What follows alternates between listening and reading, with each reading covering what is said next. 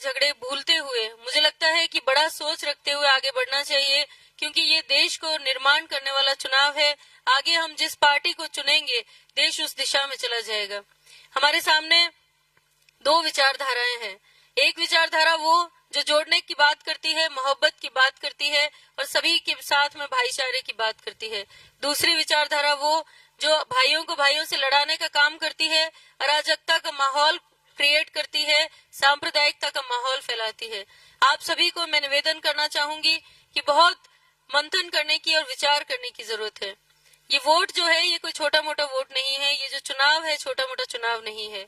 हमें ये नहीं सोचना चाहिए कि आगे कौन है हमारा उम्मीदवार या फिर क्या बात है। हम लोग आपस में कई चीजें होती रहती है, लेकिन कहीं ये ना हो कि हम अपनी थोड़ी सी भूल के चलते हमारा अपना जो बहुत बड़ा जो हमारा अधिकार है उसका हम गलत प्रयोग कर दें।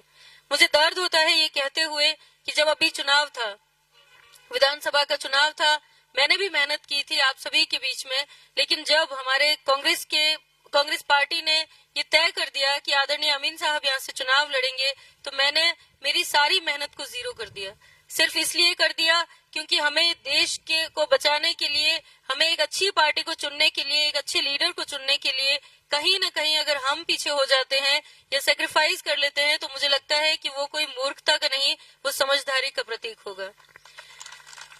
आपको बताना चाहूंगी कि हमारे अपनों ने ही कहीं न कहीं एक थोड़ी सी भूल करते हुए एक अच्छे लीडर को खो दिया और आज हम 5 साल बैक हो गए हैं।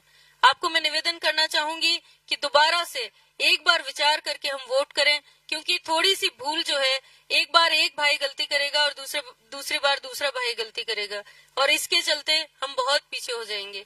आपको निवेदन करना चाहूंगी कि कहीं हमें अगर सेक्रीफाइस भी करना पड़े तो हम करेंगे, क्योंकि हमें देश को बचाना है।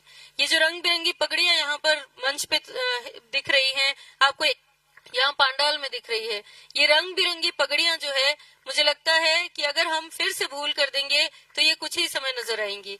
आपको निवेदन करना चाहूंगी कि हम बॉर्डर के इलाके में रहते हैं, मैं खुद एक किसान परिवार से आती हूँ।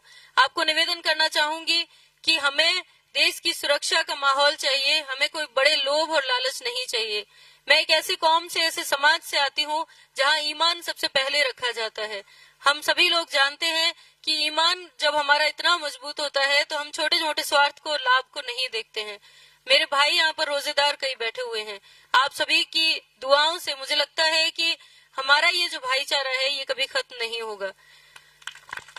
आपसे निवेदन करूंगी कि हमारे घरों में जो महिलाएं बहनें बैठी हुई हैं, मैं भी एक माँ हूँ, मैं भी एक महिला हूँ। मुझे लगता है कि घर से जब हमारा बच्चा बाहर जाता है तो हमें डर का, भय का माहौल नजर आता है देश में, और हमें ये डर लगता है कि क्या पता वो सुरक्षित घर लौटेगा भी या नहीं। आपको निवेदन करना चाहूंगी कि ये जो चुनाव है ये बहुत अहम चुनाव है। अगर हम लोग यही देश में भाईचारे की बात नहीं करेंगे, झगड़े फसाद की, नफरत का माहौल पैदा करेंगे तो कोई भी सुरक्षित नहीं रहेगा, ना हम रहेंगे ना आप रहेंगे। अगर यहाँ पर हमारे नेता बैठे हुए हैं तो ये सब आपकी बदौलत है, और अगर आप सब बैठे हुए हैं तो इन्हीं की बदौलत है। ये भाईचारे का जो माहौल है इसी भाइयों को भी खत्म मत होने देना। कोई छोटा छोटा लाभ दिखाएंगे, कोई छोटा भ्रम आपको फैलाएंगे, और ये छोटे लाभ और भ्रम की ही बदौलत है कि हमने इतनी मजबूत सीट जो कांग्रेस के खाते में हर बार जाया करती थी उसे हमने खो दिया। आप छोटे स्वार्थ और भ्रम में ना जाएं और एकजुटता के साथ में छोटे मोटे गिले शिकवे भुला करके हमारे आगे देश को बचाने का, लोग